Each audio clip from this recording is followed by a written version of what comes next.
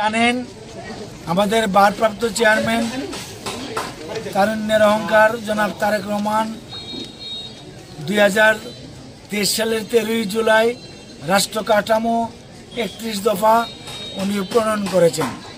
আমরা আজকে দীর্ঘ 3-4 মাস যাবৎ আমরা নবীনগরের পথে পথে ঘাটে ঘাটে হাটে মাঠে বাজারে গ্রামে ইউনিয়নে উপজেলায় থানায় আমরা লিফলেট বিতরণ করে আসছি।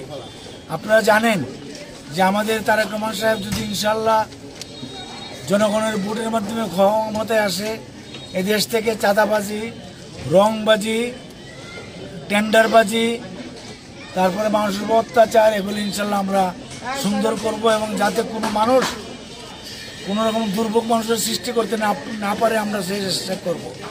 আপনারা জানেন বিএনপি জনগণের দল, জনগণের সুখে দুঃখে বিএনপির পাশে থেকে জনগণের সুখ দুঃখ দেখাই বিএনপির দায়িত্ব। এবং আমাদের ভারপ্রাপ্ত চেয়ারম্যান আমাদেরকে নির্দেশ দিয়েছেন যে আপনারা এলাকায় এলাকায় যান, মানুষের কাছে যান, মানুষের সাথে কথা বলেন এবং তাদের সুখ দুঃখ অভাব ও অভিযোগ আপনারা এগুলি জানার চেষ্টা করেন। তাই আমরা ওনার নির্দেশ মতে আমরা ওনার 31 দফা লিফলেট হাটে মাঠে বাটে বাজারে এবং বিভিন্ন গ্রামে ইউনিয়নে পৌরসভায় আমরা এগুলি বিলি করতেছি। এতে মানুষের বিরাট সাড়া। আমরা অল্প অল্প লোক নিয়ে এগুলি বিলি করি যাতে করে মানুষকে আমরা বোঝাতে পারি 31 দফা কি। 31 দফা দেশের সব মানুষের অধিকার আছে, এখানে রাষ্ট্র কাঠামো কী হবে, দেশের জনগণের জন্য কী করা যাবে, ক্ষেত মজুর, কুলি, কামার, চাষি, সব চাকরিজীবী, ব্যবসায়ী, সব শ্রেণী যাতে তাদের জীবনমান উন্নয়ন করতে পারে এবং তাদের আইনের শাসন পায়, তাই 31 কাঠামোতে 31 দফাতে আছে। এটা বর্তমান সরকার যে সংস্কার করে যাচ্ছে তার মধ্যে প্রায় 70% আমাদের তারেক রহমানের ঘোষিত 31 দফা এখানে সন্নিবেশিত হয়েছে। আপনারা জানেন আমাদের শহীদ প্রেসিডেন্ট জিয়াউর রহমান এদেশের মানুষের জন্য জাতীয়তাবাদী দল উনি প্রতিষ্ঠা করেন।